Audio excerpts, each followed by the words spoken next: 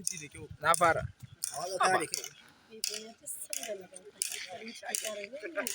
Ai ban da abin kauna irin ke nake so nake kauna. Kai, ku kalle ni anan. Me nake gani? Kamar ya ke wace ce?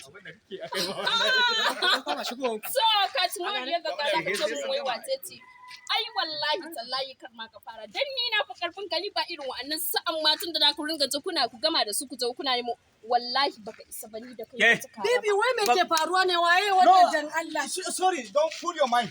Ke ban san ki da Allah. Ita take lokaci ba wai ke ba. Ba ka so na?